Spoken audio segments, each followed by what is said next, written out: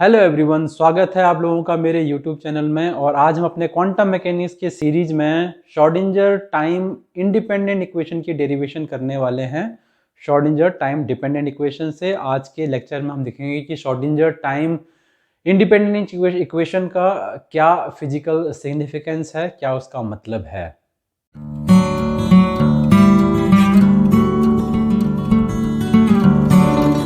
हमने already Schrodinger time dependent equation की derivation करी थी।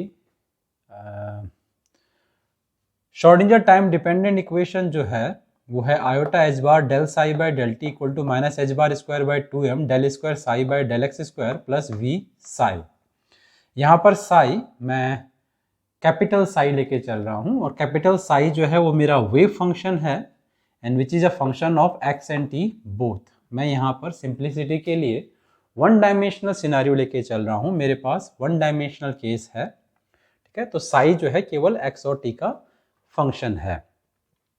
इस इक्वेशन को, इक्वेशन 1 को जनरली हमें सॉल्व करना होता है बिकॉज हम क्या चाहते हैं, हम चाहते हैं कि हम वेव फंक्शन ड्राइव करें सिस्टम का। वेव फंक्शन जो है सिस्टम का वो क्वांटम स्टेट को रिप्रेजेंट करता है। जो भी हम इंफॉर्मेशन निकाल सकते हैं सिस्टम के बारे में, जो भी हम डायनेमिकल क्वांटिटी उसके बारे में पता कर सकते हैं, वो सारी इंफॉर्मेशन इस वेव फंक्शन के अंदर इंक्लूडेड हैं।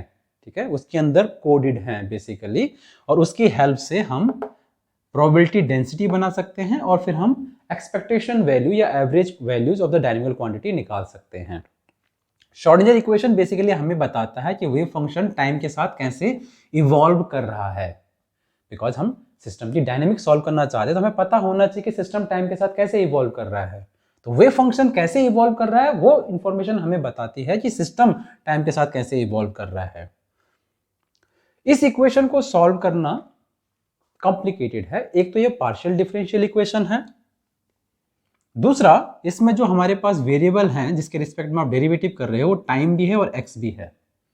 तो इसको सॉल्व करना थोड़ा सा टिपिकल होता है, बट बाय चांस हमारे पास कुछ सिनारियो ऐसे हैं जहां पर हम इस इक्वेशन को सिंप्लीफाई कर सकते हैं, इस इक्वेशन को इजीली सॉल्व कर सकते हैं। ठीक है, यदि हमारे पास potential energy independent of time है, सिस्टम की जो पोटेंशियल एनर्जी है, जिस पोटेंशियल फील्ड में सिस्टम मूव कर रहा है, अगर वो टाइम के साथ वेरी नहीं कर रहा है तो हम separable method of separation of variable हम लगा सकते हैं। जो मैंने यहाँ इक्वेशन 2 में लिखा हुआ है कि मैं, क्योंकि मेरे पास वेव फंक्शन जो है वो एक्स और टी का फंक्शन है, तो मैं उसे प्रोडक्ट ऑफ टू फंक्शन लिख सकता हूं। एक ये Sai which is simply a function of x, और एक फाई जो केवल फंक्शन ऑफ टी है। ठीक है, this method is called the separation of variables. इसको मैं यहाँ पे अप्लाई कर सकता हूँ, सक्सेसफुली अप्लाई कर सकता हूँ। ठीक है, अप्लाई तो हम कभी भी कर सकते हैं, पार्शियल डिफरेंशियल इक्वेशन आप हमेशा अप्लाई कर सकते हो, लेकिन इसका कोई यूज हो, और इसका यूजफुल तभी है, इस मेथड को आप सक्सेसफुली तभी अप्लाई कर सकते हो जब हमारे पास potential energy independent of time हो। बाई चांस हमारे नेचर में जितने भी सिनारियो हमारे पास हैं, जितने भी सिस्टम हमारे पास हैं, चाहे वो हाइड्रोजन एटम ले लो, हार्मोनिक ऑसिलेटर ले लो, जो आइडियल सिस्टम हमारे पास है, उनमें जनरली जो हम डील करते हैं अपने ग्रेजुएशन और पोस्ट ग्रेजुएशन लेवल पे, वहाँ पे हमारे पास पोटेंशियल एनर्जी सिस्टम की इंडिपेंडेंट ऑफ टाइम ही होती है। ठीक है, तो बहुत सारे केसेस में हम ये मेथड लगा सकते हैं। इस श्रोडिंगर इक्वेशन को, टाइम डिपेंडेंट इक्वेशन को, इक्वेशन 1 को, इस मेथड से हम बहुत इजीली सॉल्व कर सकते हैं। ठीक, फॉर एग्जांपल अगर हम हाइड्रोजन एटम की बात करते हैं तो हाइड्रोजन एटम में क्या होता है, हमारा जो इलेक्ट्रॉन है वो प्रोटॉन के चारों तरफ घूम रहा है। ठीक है, और जिस लिए वो घूम रहा है, जिस फील्ड में वो घूम रहा है, जो पोटेंशियल एनर्जी है उसकी, वो कूलम पोटेंशियल एनर्जी है बेसिकली, और इंडिपेंडेंट ऑफ टाइम होती है, वो चेंज नहीं कर रही है। अगर बाहर से कोई पर्टर्बेशन नहीं है, तो बाहर से कोई आपने उसे इलेक्ट्रिक फील्ड या मैग्नेटिक फील्ड में नहीं पुट कर दिया है, तो वो इंडिपेंडेंट ऑफ टाइम होती है। ठीक है, इसी तरह से हमारे पास हार्मोनिक ऑसिलेटर भी हैं, वो इंडिपेंडेंट ऑफ टाइम होता है। पोटेंशियल एनर्जी हाफ के एक्स स्क्वायर हम लेके चलते हैं सिंपल हार्मोनिक ऑसिलेटर का। तो जनरली बहुत सारे केसेस में ये कंडीशन वैलिड होती है, तो वेरिएबल सेपरेबल मेथड है, हम इजीली इसको सॉल्व कर सकते हैं। तो इक्वेशन 2 को हम इक्वेशन 1 में पुट करते हैं। इक्वेशन 2 बेसिकली हमारे पास, हम ये कह रहे हैं कि हमारा जो टाइम डिपेंडेंट वेव फंक्शन है वो दो फंक्शन का प्रोडक्ट है, साई का जो केवल स्पेस पे डिपेंड करता है वो टाइम के साथ वेरी नहीं करता है, और फाई जो है वो टाइम के साथ वेरी करता है, स्पेस के साथ वेरी नहीं कर रहा है।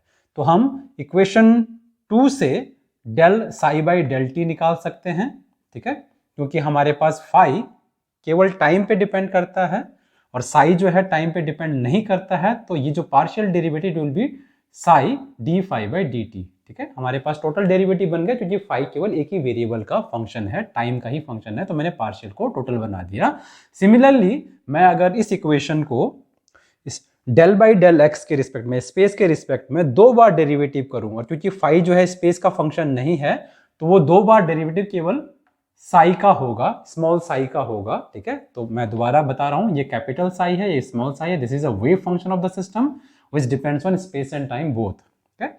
ये साई है, is just a function of the space, small psi. तो D square small psi by D x square phi, ठीक है, वो भी हमारे पास टोटल डेरिवेटिव हो गया क्योंकि हमारे पास स्मॉल साई जो है फंक्शन ऑफ एक्स है, ठीक है। इन दोनों इक्वेशन को मैं इक्वेशन 1 में पुट कर सकता हूं, ठीक है। तो iota H bar del capital psi by del t की जगह मेरे पास आ जाएगा iota H bar small psi d phi by D T equal to minus H bar square by 2m as it is आएगा, और del square capital psi by del x square की जगह मैं ये पुट कर सकता हूं, तो I will get this one, plus v केवल फंक्शन ऑफ x है, फंक्शन ऑफ t नहीं है, पोटेंशियल एनर्जी वो मैं लेके चल रहा हूं, एंड देन कैपिटल साई की जगह मेरे पास स्मॉल साई एंड फाई आ जाएगा, ठीक है। इस पूरी इक्वेशन को मैं स्मॉल साई फाई से मल्टीप्लाई डिवाइड कर सकता हूं, सॉरी, जब मैं डिवाइड करूंगा तो स्मॉल साई से स्मॉल साई कैंसिल हो जाएगा, नीचे केवल फाई बच जाएगा लेफ्ट हैंड साइड में, iota H bar divided by phi D phi by D T equal to minus H bar square by 2m D square small psi by D x square, तो हमारे पास है ही, जब मैं इससे divide करूंगा तो phi से फाई कट जाएगा, स्मॉल साई नीचे रह जाएगा, प्लस v, दोनों मेरे पे कट गए, small psi v phi v बच गया मेरे पास, ठीक है। अब देखो हम ऑलरेडी एज्यूम करके चल रहे हैं कि हमारा जो लेफ्ट हैंड साइड है वो फंक्शन ऑफ, वो सिर्फ फाई पे डिपेंड कर रहा है, और फाई जो है स्पेस के साथ वेरी नहीं करता है, केवल टाइम का फंक्शन है। अगर मैं इस इक्वेशन को सॉल्व करता हूं independently of this right hand side, it will be just some function of time only, केवल फंक्शन ऑफ टाइम होगा। और अगर राइट हैंड साइड को हम सॉल्व करें independent of left hand side, ठीक है, तो ये केवल फंक्शन ऑफ स्पेस आएगा क्योंकि वी फंक्शन ऑफ टाइम नहीं है। तो अब आपको समझ में आया होगा कि क्यों ये मेथड इसको सॉल्व करने में एप्लीकेबल है। उसके लिए रिक्वायरमेंट क्या है कि v इंडिपेंडेंट ऑफ टाइम होना चाहिए। अगर वो डिपेंडेंट ऑफ टाइम होता तो हमारे पास फंक्शन प्रॉब्लम हो जाती है यहाँ पे, क्योंकि v जो होगा टाइम और x दोनों पे स्पेस डिपेंड करेगा, ठीक है। तो ये हमारे पास potential energy independent of time है। तो राइट हैंड साइड केवल फंक्शन ऑफ x है, लेफ्ट हैंड साइड केवल फंक्शन ऑफ टाइम है, ठीक है। ये तभी ट्रू हो सकता है क्योंकि अगर मैं मान लो केवल एक कांस्टेंट x पे, एक फिक्स x पे मैं टाइम को वेरी कर रहा हूं, तो केवल ये चेंज कर रहा है, ये चेंज नहीं कर रहा, ठीक है। और एक कांस्टेंट टाइम पे यदि मैं x को देख रहा हूं, डिफरेंट x पे देख रहा हूं, ठीक है, तो केवल ये वेरी कर रहा है, ये वेरी नहीं कर रहा है, ठीक है, लेकिन दोनों में इक्वलिटी है। तो ये तभी ट्रू हो सकता है जब दोनों ही इक्वल टू कांस्टेंट हो। मैंने यहां पे लिखा हुआ है साई, स्मॉल साई जो है does not vary with time and phi does not vary with space, that equation will be satisfied if both sides are equal to some constant, यानी ये भी इक्वल टू कांस्टेंट हो and that will be equal to same constant. अगर दोनों equal हो, एक ही constant के दोनों इक्वल हो, तभी ये हो सकता है। तो क्योंकि हमारे पास लेफ्ट हैंड साइड इस इक्वेशन का और राइट हैंड साइड जो है दोनों ही separately equal to same constant हैं, यानी कि ये लेफ्ट हैंड साइड भी इक्वल टू कांस्टेंट है, ये राइट हैंड साइड भी इक्वल टू कांस्टेंट है और सेम कांस्टेंट है, लेट्स टेक दैट कांस्टेंट, उस कांस्टेंट को हम कैपिटल ई बोल लेते हैं। हमने इसे कैपिटल ई ही क्यों बोला, इस रीजन को मैं आपको बाद में बताऊंगा जब हम इसका सिग्निफिकेंस देखेंगे, कैपिटल ई का क्या सिग्निफिकेंस है उसको मैं बाद में एक्सप्लेन करूंगा। लेकिन अभी के लिए हमारे सिर्फ इतना सफिशिएंट है जानना कि ये जो भी है कैपिटल ई उस सिस्टम के लिए कांस्टेंट है, यानी कि capital E independent of time है और इंडिपेंडेंट ऑफ एक्स भी है, स्पेस भी है। तो अगर कैपिटल ई वो कांस्टेंट है तो लेफ्ट हैंड साइड यानी कि iota H bar by phi D phi by D T equal to that constant है, कैपिटल ई है, और राइट हैंड साइड इस इक्वेशन का यानी कि minus H bar square by 2m D square small psi by D x square 1 upon small psi plus V भी equal to E है, वही कांस्टेंट है। ठीक है, अगर हम इक्वेशन 4 को देखें और इसको रीअरेंज करें, मतलब मान लो इक्वेशन 4 को मैं स्मॉल साई से मल्टीप्लाई कर देता हूं तो ये स्मॉल साई कट जाएगा, यहां पर v स्मॉल साई आ जाएगा, यहां भी e स्मॉल साई आ जाएगा, मेरे पास इक्वेशन 5 आ जाएगा जो है minus H bar square by 2m D square psi by D x square plus V psi equal to E psi, small psi मेरे पास है यहाँ पे। ठीक है, अगर देखा जाए तो हमारा यहाँ पे जो डेरिवेशन है कंप्लीट हो गया है, क्योंकि हमने श्रोडिंगर टाइम इंडिपेंडेंट इक्वेशन से इस इक्वेशन 5 को ड्राइव किया, जिसे हम बोलते हैं Schrodinger time independent equation. Schrodinger time dependent equation से हमने टाइम इंडिपेंडेंट इक्वेशन ड्राइव कर दिया है इस सॉल्यूशन का इक्वेशन। ठीक है, जो कि unlike of Schrodinger time dependent equation, वो पार्शियल डेरिवेटिव इक्वेशन था, ये हमारे पास टोटल डेरिवेटिव की इक्वेशन है। ठीक है, इसको सॉल्व करना इजी है क्योंकि हमारे पास ये केवल यहां पर d बाई डी एक्स ही है, d बाई डी टी नहीं है। इक्वेशन 5 जो है वो श्रोडिंगर टाइम इंडिपेंडेंट इक्वेशन है, लेकिन अभी भी हमारे पास कुछ अनसॉल्व्ड चीजें हैं। फॉर एग्जांपल, हमें ये नहीं पता कि कैपिटल ई का सिग्निफिकेंस क्या है। ये इस सिस्टम के साथ जब हम इसको सॉल्व करेंगे तो कैपिटल ई स्मॉल साई की फंक्शनल फॉर्म में आएगा। ठीक है, तो उसका सिग्निफिकेंस हमें पता होना चाहिए, जो हमने वो कांस्टेंट लिया था। और दूसरा, हमें स्मॉल साई नहीं चाहिए, हमें एक्चुअली में जो चाहिए वो है कैपिटल साई। ठीक है, that is the wave function of the system. ठीक है, जो हमें बताएगा सिस्टम टाइम के साथ कैसे इवॉल्व कर रहा है, वही हम निकालना चाहते हैं। और टाइम की जो डिपेंडेंस है वो कैपिटल साई के अंदर है। ठीक है, तो हमें कैपिटल साई निकालना है बेसिकली। तो कैलकुलेट कैपिटल साई हमें 5 भी पता होना चाहिए, बिकॉज कैपिटल साई जो है हमारे पास वो स्मॉल साई और 5 का प्रोडक्ट है। तो 5 निकालने के लिए हम इक्वेशन 3 को देखते हैं। इक्वेशन 3 हमारे पास जो है वो है iota H bar 5 D 5 by D T equal to capital E, जिसको हम रीअरेंज कर सकते हैं। आयोटा एच बार को राइट हैंड साइड में ले जा सकते हैं। ठीक है, और आपको पता है हमारे पास 1 upon iota equal to minus iota होता है। ये आइडेंटिटी हमें पता है आयोटा की। आयोटा जब ऊपर जाता है तो माइनस साइन कैरी कर लेता है, वो हमने यहाँ पे इस्तेमाल किया है। 1 अपॉन आयोटा को माइनस आयोटा कर दिया, और फिर मैंने डी 5 बाई डी टी है, क्योंकि ये टोटल डेरिवेटिव था तो हम इसको ऐसे लिख सकते हैं, डी 5 डिवाइडेड बाई 5 नीचे आएगा और डी टी को यहाँ ले जा सकता हूँ मैं। ठीक है, तो फाइनली हमारे पास इक्वेशन क्या है, D 5 by 5 equal to minus iota by H bar E capital E D T मेरे पास आ गया। इस इक्वेशन को मैं इंटीग्रेट कर सकता हूँ। ठीक है, तो एक बार अगर मैं इस इक्वेशन को इंटीग्रेट करूंगा तो मेरे पास एक इंटीग्रेशन कांस्टेंट भी आएगा। ठीक है, उस इंटीग्रेशन कांस्टेंट को हम चलो कैपिटल ए मान लेते हैं, और जब मैं इसको इंटीग्रेट करूंगा तो इस लेफ्ट हैंड साइड का इंटीग्रेशन आएगा log 5, और राइट हैंड साइड में क्योंकि हमारे पास कैपिटल ई भी कांस्टेंट है सिस्टम के लिए, आयोटा और एच बार तो कांस्टेंट है ही, तो केवल डी टी का इंटीग्रेशन करेंगे जिसका हमारे पास आएगा टी। तो फाइनली इंटीग्रेशन के बाद क्या आएगा, log 5 equal to minus iota by H bar capital E T plus A, capital A जो कुछ कांस्टेंट है। और अगर मैं इसका लॉग को उस तरफ ले जाऊं, एंटी लॉग ले लूं इसका, तो हमारे पास क्या आएगा, 5 equal to some constant capital C exponential minus iota by H bar capital E T, जहां पर मैं एक्सपोनेंशियल ए को मैं सी कह रहा हूं, क्योंकि मैं एक्सपोनेंशियल पूरे का अगर मैं आपका एक्सपोनेंशियल लूंगा, ठीक है, तो मेरे पास basically exponential power this into exponential power A होगा। एक्सपोनेंशियल पावर ए को मैंने कांस्टेंट लिया क्योंकि कैपिटल ए कांस्टेंट था, exponential power A capital A भी कांस्टेंट होगा। तो ये मेरे पास फाइनली आ गया। इसको मैं अपनी मेन इक्वेशन जो मेरे पास था, कैपिटल साई मुझे निकालना था, वेव फंक्शन मुझे निकालना था सिस्टम का, जो ये क्वांटम स्टेट है, डायनेमिकल क्वांटिटी है सिस्टम की, मतलब डायनेमिकल मतलब कि वो टाइम के साथ वेरी कर सकता है। तो जो वेव फंक्शन है कैपिटल साई वो हो जाएगा स्मॉल साई टाइम्स एक्सपोनेंशियल, जो मैंने यहाँ पे निकाला दिस वन। ठीक है, तो capital psi equal to small psi exponential power minus iota by H bar capital E into T. आप कह सकते हो कि ये सी कांस्टेंट का क्या हो गया। आप चाहो तो सी कांस्टेंट को यहाँ कैरी कर सकते हो, कोई दिक्कत नहीं है।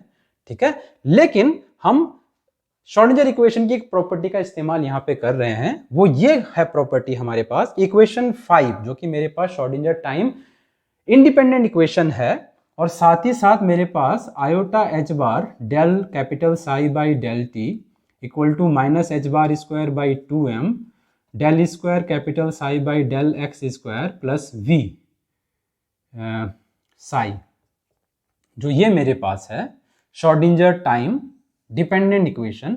ये दोनों ही लीनियर इक्वेशंस होती हैं, ठीक है। मैंने बहुत पहले भी आपको एक लेक्चर में बताया था कि ये जो कैपिटल साई है, हमने उस केस में टाइम इंडिपेंडेंट इक्वेशन में कर रहे थे, लेकिन वो property Schrodinger time independent equation के लिए भी ट्रू है। प्रॉपर्टी क्या है कि कैपिटल साई जो है वो एक मल्टीप्लिकेटिव कांस्टेंट से अनडिटरमाइंड होता है, इन द सेंस कि अगर कैपिटल साई भी अगर इसका सॉल्यूशन है तो any constant time of capital Sai भी इसका सॉल्यूशन होगा, ठीक है। तो वो कांस्टेंट जो हमारे पास हमेशा होता है, ठीक है, उसको हम यूज करते हैं बाद में नॉर्मलाइजेशन कंडीशन से उस कांस्टेंट को निकालने की काम करते हैं बेसिकली। वही सेम हमारे पास यहाँ पर भी प्रॉपर्टी होती है, ठीक है। अगर स्मॉल साइज का सॉल्यूशन है तो any constant time small size भी इसका सॉल्यूशन है, ठीक है। तो वो जो कांस्टेंट है उसको, इस कांस्टेंट को हम इस साई के साथ, क्योंकि अभी हमने स्मॉल साई निकाला नहीं है, स्मॉल साई तो हम कह रहे हैं कि यहाँ स्मॉल साई है, स्मॉल साई हम निकालेंगे इक्वेशन 5 को सॉल्व करके। Simple linear homogeneous differential equation है। अगर हमें प्रॉपर इनिशियल कंडीशन दे रखी है, कोई हमारे पास है कंडीशन, तो हम बाउंड्री कंडीशन है तो हम इस इक्वेशन को सॉल्व कर सकते हैं, ठीक है, स्मॉल साई निकाल सकते हैं, फाइन। लेकिन वो जो कांस्टेंट है वो स्मॉल साई के साथ एब्जॉर्ब कर दिया मैंने। एब्जॉर्ब कर दिया का मतलब क्या है, क्योंकि यहाँ पर ये c टाइम्स स्मॉल साई या any constant time small Sai, constant time small Sai भी इसका सॉल्यूशन है, ठीक है। ये अनडिटरमाइंड है, ये एक आप कह सकते हो कि वो कांस्टेंट मल्टीप्लिकेशन फैक्टर जो कांस्टेंट है वो अभी फिक्स नहीं है, ठीक है। तो आप उसके साथ एब्जॉर्ब कर सकते हो। जब इक्वेशन को सॉल्व करोगे the constant will be there. या आप इसको इस तरह से भी देख सकते हो कि मेरे पास ये दोनों का जो ये दोनों हमारे पास जो मल्टीप्लिकेशन है together, it is a capital Sai basically, and capital Sai भी एक कांस्टेंट से अनडिटरमाइंड होता है। तो क्योंकि आप यहाँ पे c पुट करो या ना करो, both are the solution of the same equation. तो सहूलियत के लिए, इजीनेस के लिए हमने उसको हटा दिया, बस सिर्फ इतनी सी बात है। सो इक्वेशन 6 मेरा सॉर्ट आफ्टर सॉल्यूशन है जो हमें चाहिए था, ठीक है। अगर, कहने का मतलब है, अगर मेरे पास potential energy independent of time है तो हम श्रोडिंगर टाइम डिपेंडेंट इक्वेशन का सॉल्यूशन बहुत इजीली निकाल सकते हैं। हमें करना क्या है, हमें ये पार्शियल डिफरेंशियल इक्वेशन जहां पर डेल बाय डेल टी भी आ रहा है, डेल बाय डेल एक्स भी आ रहा है, उसको सॉल्व नहीं करना है। हमें equation 5 Schrodinger time independent equation को सॉल्व करना है, जो कंपैरेटिवली सॉल्व करना आसान है, ठीक है। इसको सॉल्व करके हमें स्मॉल साई मिलेगा, ठीक है। और स्मॉल साई को यदि आप एक एक्सपोनेंशियल फैक्टर से, जिसको हम फेस फैक्टर भी कह सकते हैं बेसिकली, यहाँ पे एक एक्सपोनेंशियल फैक्टर से मल्टीप्लाई करना है, जो क्या है exponential minus iota by H bar capital E T मेरे पास है, उस फैक्टर से मुझे मल्टीप्लाई करना है इसके सॉल्यूशन को, इक्वेशन 5 के सॉल्यूशन को, and you will directly get the solution of Schrodinger time dependent equation. तो श्रोडिंगर टाइम डिपेंडेंट इक्वेशन का सॉल्यूशन निकालना इस केस में इजी हो जाता है। किस केस में, जहां पर पोटेंशियल एनर्जी हमारे पास, सिस्टम की potential energy independent of time हो। अब हमारे पास सिर्फ एक ही चीज रह गया है, वो है कि ये कैपिटल ई आखिर है क्या, इसका सिग्निफिकेंस क्या है। कैपिटल ई जो हमारे पास कांस्टेंट आया है इस इक्वेशन 6 में उस कैपिटल ई का सिग्निफिकेंस क्या है, उसको जानने के लिए हम थोड़ा सा यहाँ पे एक छोटी सी कैलकुलेशन करते हैं, ठीक है। कैपिटल साई हमारे पास small psi time exponential minus iota by H bar capital E T मेरे पास है, ठीक है। ये श्रोडिंगर टाइम इंडिपेंडेंट इक्वेशन है। फाई जो है वो मेरे पास some constant times exponential minus iota by H bar capital E T होता है। कांस्टेंट को कैरी करना है नहीं करना है वो आपकी मर्जी है। तो एक्सपोनेंशियल को मैं कोसाइन और साइन की फॉर्म में लिख सकता हूँ by using the Euler formula. तो ये हो जाएगा cos E by H bar T minus iota sine capital E by H bar T, ठीक है। और कैपिटल ई बाई, इसका मतलब क्या हो गया, क्योंकि यूलर फॉर्मूला हमसे कह रहा है कि एक्सपोनेंशियल को आप कोसाइन और साइन में कन्वर्ट कर सकते हो। इसका मतलब ये capital E by H bar T जो है इसका डायमेंशन एंगल का होना चाहिए। Dimensionally it should be some angle, ठीक है। यानी एंगल डिवाइडेड बाई टी अगर मैं करूं, यानी E by H bar should have a dimension of frequency phi by T, या कोई एंगल बाई टी जो होता है, अगर मैं फाई एंगल बोलूँ इसे, तो एंगल बाई टी जो होता है वो फ्रीक्वेंसी होता है, तो ई बाई एच बार जो है वो डायमेंशनली फ्रीक्वेंसी होना चाहिए। लेकिन प्लैंक्स आइडिया ऑफ क्वांटा, उससे हमें पता है कि जो एनर्जी होता है क्वांटा की, ठीक है, जो एनर्जी है बेसिकली हम कह सकते हैं कि डायमेंशनली जो हमारे पास एनर्जी होता है, ये जो एच बार ओमेगा जो हमारे पास होता है, उसका डायमेंशन एनर्जी का होता है, ठीक है। इतना हमें प्लैंक के आइडिया से पता है कि एच बार ओमेगा का डायमेंशन एनर्जी होता है। इसका मतलब ये हो गया, देखो यहां पर हमारे पास कैपिटल ई का डायमेंशन क्या हो रहा है, कैपिटल ई का डायमेंशन, ठीक है, तो dimension of capital E should be equal to dimension of frequency time H bar, यानी कि some frequency time H bar है, ठीक है, तो that should be some frequency times H bar है। इसका मतलब क्वांटा के आइडिया से हमें पता है कि फ्रीक्वेंसी टाइम एच बार जो होता है this has a dimension of energy, इसका मतलब डायमेंशन ऑफ कैपिटल ई जो कांस्टेंट था should have a dimension of energy, ठीक है। इसका बिल्कुल भी मतलब ये नहीं है कि कैपिटल ई जो हमारे पास है वो सिस्टम की टोटल एनर्जी है, वो हम प्रूव करेंगे, ठीक है। इस डेरिवेशन का मतलब सिंपल सा इतना है कि ये जो कैपिटल ई कांस्टेंट आ रहा था, जो सिस्टम के लिए कांस्टेंट है, वो डायमेंशनली एनर्जी है, ठीक है, उसका एनर्जी का डायमेंशन। अब हमें प्रूव करना है कि वो एनर्जी जो है, कैपिटल ई जो एनर्जी है, वो एनर्जी है क्या, वो सिस्टम के लिए क्या एनर्जी है। इस डेरिवेशन का कभी भी ये मतलब नहीं होता है कि ये सिस्टम की टोटल एनर्जी है, हालांकि सिस्टम की टोटल एनर्जी है, लेकिन हमें प्रूव किसी और ढंग से करना पड़ेगा, ठीक है। नाउ कैपिटल ई हमारे पास जो कांस्टेंट है उसका डायमेंशनली एनर्जी है, यानी कि सम सॉर्ट ऑफ एनर्जी है सिस्टम का, ठीक है।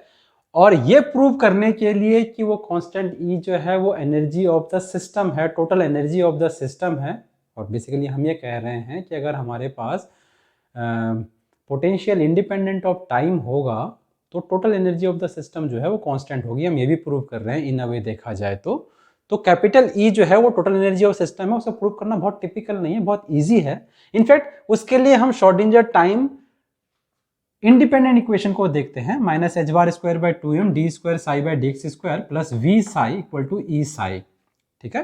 बेसिकली साई का मतलब स्मॉल साई से है मेरा। इसमें हम जो स्मॉल साई को कांस्टेंट बाहर ले सकते हैं इजीली, तो ये लीनियर इक्वेशन है तो हम ले सकते हैं बाहर।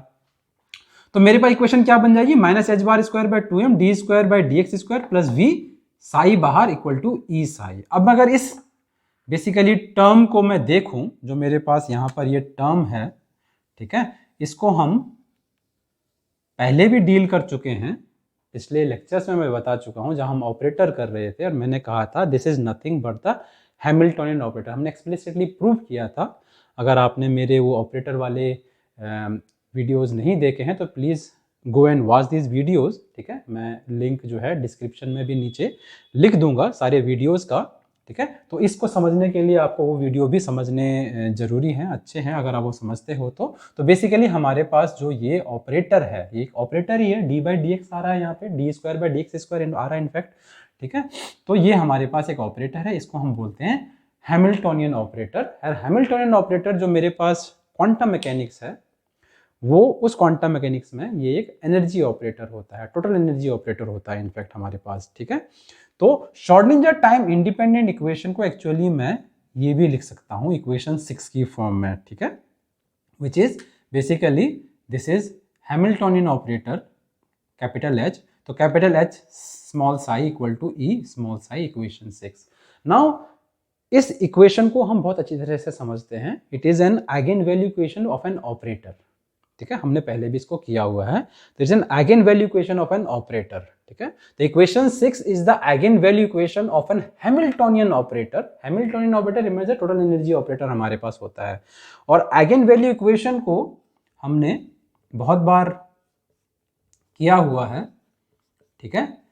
सिग्निफिकेंस क्या होता है आइगन वैल्यू इक्वेशन का, वो ये होता है कि small a is the eigen value of the capital A operator corresponding to the eigen function psi, या जो भी आप यहाँ लिखना चाहते हो, phi, xi, जो भी हमारे पास आइगन फंक्शन है। इट सो हैपन्स कि मेरे पास श्रोडिंगर टाइम इंडिपेंडेंट, बहुत इंपॉर्टेंट बात है हमारे पास यहाँ पे कि Schrodinger time independent equation actually में हैमिल्टोनियन ऑपरेटर की आइगन वैल्यू इक्वेशन है। जब भी हम Schrödinger time independent equation solve करते हैं, चाहे कहीं भी सॉल्व करें, हार्मोनिक ऑसिलेटर में या हाइड्रोजन एटम प्रॉब्लम के अंदर, कहीं भी हम सॉल्व करें, किसी भी सिस्टम में इसे अप्लाई करें, ठीक है, पार्टिकल इन अ बॉक्स में करें, कहीं भी करें, हम हमेशा Hamiltonian eigen value equation solve कर रहे होते हैं, ठीक है।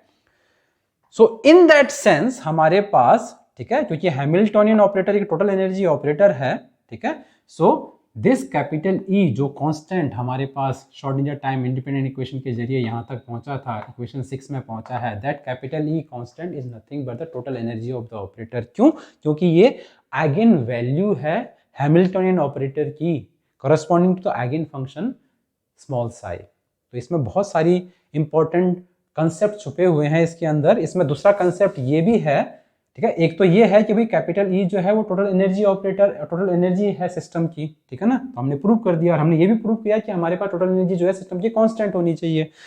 क्यों? तो ये आइगन वैल्यू है हैमिल्टन ऑपरेटर का, तो ये टोटल एनर्जी होना ही पड़ेगा, ठीक है। दूसरा इंपॉर्टेंट बात हमने क्या देखा कि जो स्मॉल साई हमने निकाला था कैपिटल साई की में, जो हमारे पास स्मॉल साई फाई, हमने कैपिटल साई को, वेव फंक्शन को स्मॉल साई इंटू फाई की फॉर्म में लिखा था, वो स्मॉल साई एक्चुअली में एनर्जी आइगन फंक्शन है और उसे हम एनर्जी आइगन स्टेट भी बोलते हैं, ठीक है। वो सिस्टम की एनर्जी आइगन फंक्शन है या एनर्जी आइगन स्टेट है। कहने का मतलब है it is an eigenfunction of the Hamiltonian operator, और आइगन स्टेट भी कई बार बोलते हैं हम उसे, of the Hamiltonian operator corresponding to the some energy of the system. तो जो भी हमारे पास एनर्जी है उसके करस्पॉन्डिंग ये आइगन फंक्शन है, ठीक है। तो हमारे पास कैपिटल साई को हम बोलते हैं वेव फंक्शन, स्मॉल साई जो solution of Schrodinger time independent equation है, क्योंकि आप श्रोडिंगर टाइम इंडिपेंडेंट इक्वेशन जब भी सॉल्व कर रहे हो तो एक्चुअली आप Hamiltonian eigen value equation solve कर रहे हो, ठीक है।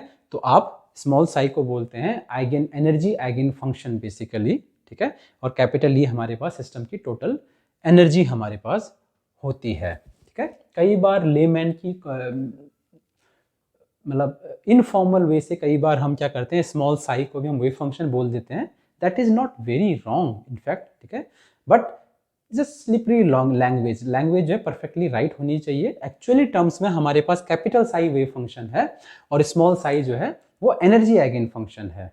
This represent the state of the system of a fix energy. कहने का मतलब ये है किसी फिक्स एनर्जी का, सिस्टम के लिए कोई फिक्स एनर्जी है, उस एनर्जी के करस्पॉन्डिंग क्या क्वांटम स्टेट है, क्या स्टेट है, ये उसको रिप्रेजेंट करता है, ठीक है। कैपिटल साई एक जनरल क्वांटम स्टेट है। तो ये दो डिफरेंस है, स्मॉल साई और कैपिटल साई में ये डिफरेंस है, ये हमेशा अपने दिमाग में रखना चाहिए स्टूडेंट्स को। 3 डायमेंशन में हम श्रोडिंगर टाइम इंडिपेंडेंट इक्वेशन को 3 डायमेंशन में भी जनरलाइज कर सकते हैं। बेसिकली हम हैमिल्टनियन ऑपरेटर को 3 डायमेंशन की फॉर्म में लिख सकते हैं, ठीक है। And that will be minus H bar square by 2m and then we have del square psi by del x square plus del square psi, मतलब small psi basically del Y square plus del square small psi by del Z square plus V small psi equal to E small psi, where small psi is a function of X Y and Z. तो आज का lecture हम यहीं पर ही finish करते हैं, अगली बार फिर मिलेंगे किसी और लेक्चर पे।